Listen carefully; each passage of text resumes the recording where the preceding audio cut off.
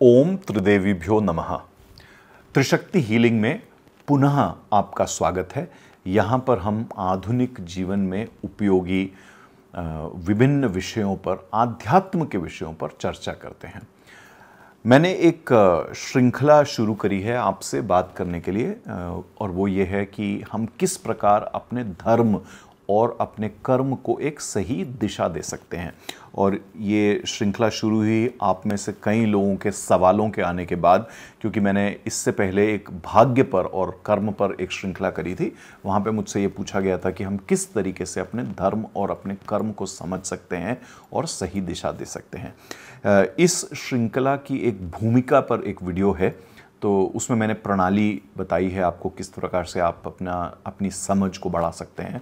उस वीडियो को ज़रूर देखिएगा, उसका लिंक इस वीडियो में दिया गया है। और इस श्रृंखला में और भी कई वीडियो होंगे, बने रहिए मेरे साथ। अपना प्रेम और अपने सवाल भेजते रहिए मेरे पास। अब आज हम बात करते हैं पतंजलि योग सूत्र में दिए गए कुछ सूत्रों पर। और जब हम पतंजलि योग सूत्र को देखते हैं, और जिसको हम अष्टांग योग भी कहते हैं, इसके अंदर जो इसके अष्ट अंग हैं, 8 अंग हैं इसमें यम, नियम, आसन, प्राणायाम, फिर ध्यान, धारणा, प्रत्याहार, समाधि, इन सभी चीज़ों का वर्णन किया गया है। अब इसमें से जब हमें धर्म और कर्म को समझना है तो हमें इसमें यम और नियम, इन दोनों को समझना बहुत ज़रूरी है। बल्कि यम के बारे में तो ये कहा गया है कि ये 5 महाव्रत हैं जो हर एक मनुष्य को लेने चाहिए। तो यम की प्रक्रिया क्या है? यम है कि आपकी जो इस विश्व में और दूसरे लोगों के साथ जो संबंध हैं, उनको किस प्रकार से नियंत्रित करना है, ये हमें यम बताता है। और यम के 5 अंग बताते हैं। तो पतंजलि योग सूत्र के 8 अंग हुए। 8 अंगों में से पहला ये अंग, जिसको हम महाव्रत भी कहते हैं, ये यम है।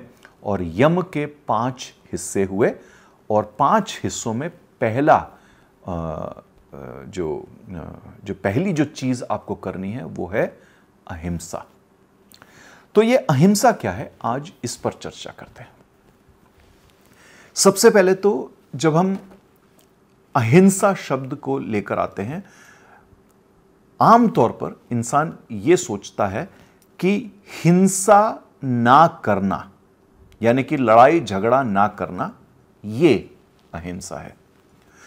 तो एक छोटे से संदर्भ में, जहां पर आप इस भौतिक विश्व में जी रहे हैं, जहाँ पर हम सभी के शरीर हैं, जहाँ पर हम एक दूसरे के आमने सामने होते हैं, या अगर आप इंटरनेट पर भी हैं तो आप किसी से बात कर रहे हैं, उस संदर्भ में किसी भी रिश्ते में, किसी भी प्रक्रिया को करते हुए एक दूसरे से ना झगड़ना, ये है अहिंसा। पर एक ये बहुत ही छोटा सा मतलब है। तो अब हम अहिंसा को पूरी तरह से समझते हैं। सबसे पहली चीज अहिंसा के बारे में हमें यह समझनी जरूरी है कि आप अपने प्रति, अपने जीवन के प्रति और आप अपने भाग्य के प्रति ही अहिंसा को अपने जीवन में उतारें। यह सबसे पहला नियम है अहिंसा का। तो अपने प्रति क्या अहिंसा हो सकती है, अपने जीवन के प्रति क्या अहिंसा हो सकती है, अपने भाग्य के प्रति क्या अहिंसा हो सकती है। अगर आप में से कुछ लोगों ने मेरे भाग्य पर दिए गए वीडियोस देखे होंगे, मैंने इसमें बार बार कहा है कि अपने जीवन को समझने के लिए आपको अपने भाग्य को समझना है। आपकी भाग्य की दिशा, आपके भाग्य की ताकत, आपके भाग्य का जो रुझान है, उसको समझना है।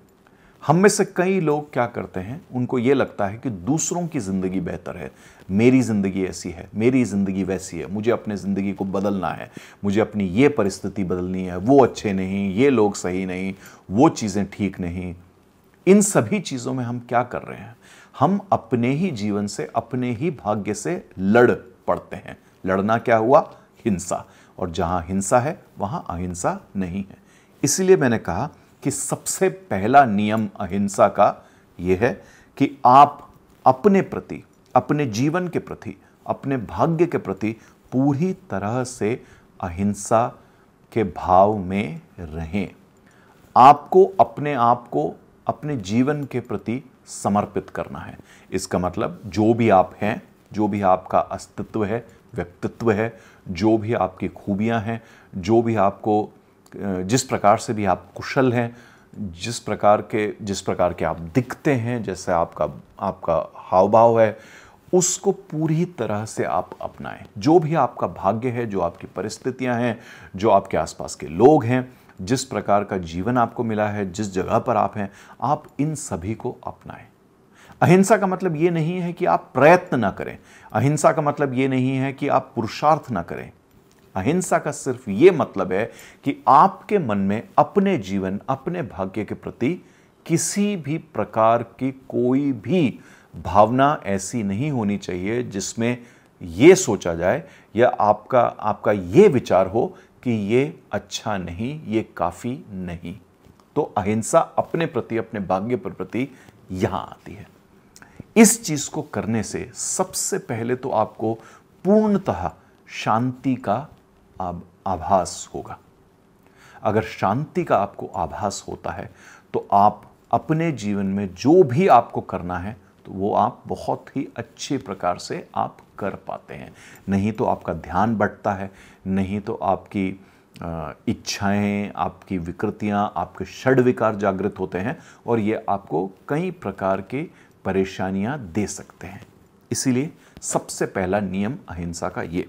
अहिंसा का दूसरा नियम ये कि आपके आसपास के जीवों और किसी भी प्रकार के जीव, चाहे ये जानवर हो, चाहे इंसान हो, चाहे ये पेड़ पौधे हों, इन सभी के प्रति आपके विचारों में, आपके वाणी में, आपके कर्म में ही अहिंसा होनी चाहिए। तो ये नहीं कि मैं अंदर से क्रोधित हूं लेकिन बाहर नहीं दिखा रहा। अंदर से क्रोधित होना भी एक आपका हिंसा ही है।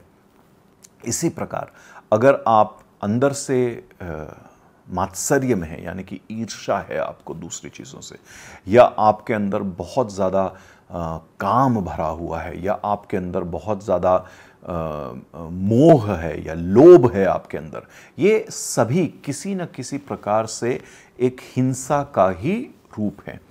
इनमें से किसी भी भाव की आपको कोई आवश्यकता नहीं है। हम अगर ये कहते हैं कि हम ईश्वर का ही एक रूप है और हर इंसान अगर ईश्वर का ही रूप है, या जैसे हमारे शास्त्रों में यह भी कहा गया है कि हमारे ही अंदर ईश्वर बसता है, तो अगर हम सभी ईश्वर का रूप है, हम सभी के अंदर ईश्वर बसता है, तो कहीं ना कहीं हम सभी एक ही तो हैं। और आध्यात्म हमें यह सिखाता है कि, और ये आध्यात्म की चरम सीमा है कि हम दूसरों के अंदर अपने आप को देखें। हम जिस प्रकार के लोगों को अपने जीवन में आकर्षित करते हैं, हम जिस प्रकार की परिस्थितियों को अपने जीवन में आकर्षित करते हैं, कहीं न कहीं वो हमारे विचार, हमारे कर्म, हमारे भाग्य का ही एक प्रतिबिंब हैं। वो कहीं न कहीं हमारे भाग्य का ही हिस्सा हैं। तो हमें ये देखना है कि हर एक के अंदर मैं ही हूँ, हर जीव में मैं ही हूँ।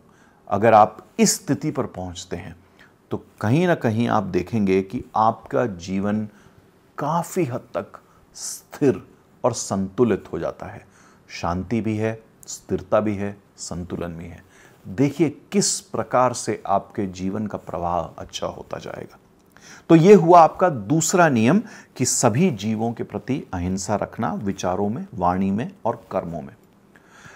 तीसरा नियम आपका ये हुआ कि प्रकृति की तरफ, जो हमारी धरती माँ है, जो हमारी भूमि है, इस प्रकृति की तरफ और जो भी संसाधन हमें मिले हैं, उन सभी चीज़ों के प्रति एक आदर का भाव, एक अहिंसा का भाव रखना।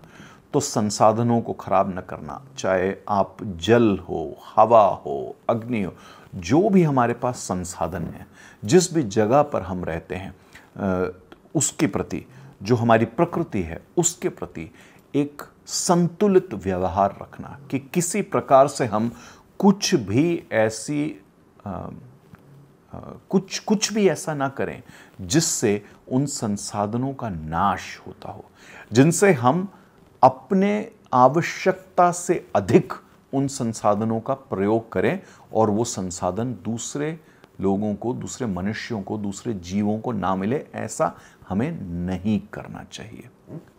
समझे आप? तो ये आपका तीसरा नियम है, प्रकृति और संसाधनों के प्रति आदर भाव और अहिंसा का भाव। अब इन 3 नियमों को जब आप अपने जीवन में उतारते हैं तो आप देखेंगे कि इस अहिंसा से आपका विवेक, आपका सद्भाव, आपका संतुलन और आपकी स्थिरता बनती जा रही है और अच्छे से अच्छी स्थिति में पहुंचती जा रही है। और जब आपके जीवन में विवेक, सद्भाव, संतुलन और स्थिरता होगी तो आपकी जीवन का जो प्रवाह है वो सहज होगा और स्वाभाविक होगा। किसी भी प्रकार की अस्वाभाविक जो गतिविधियां होती हैं वो आपके जीवन में नहीं होंगी या कम से कम होंगी, या अगर होंगी तो वो होंगी जो आपके भाग्यवश आपके जीवन में होना ही था। तो अगर आप अपने जीवन को सरल और सहज और स्वाभाविक करना चाहते हैं तो आप अहिंसा का मार्ग लें। अहिंसा सिर्फ हिंसा ना करना नहीं है, अहिंसा के कई सारे मतलब हैं और जो मैंने आपको 3 नियम दिए, इनसे आप अपने जीवन में अहिंसा को समझ सकते हैं।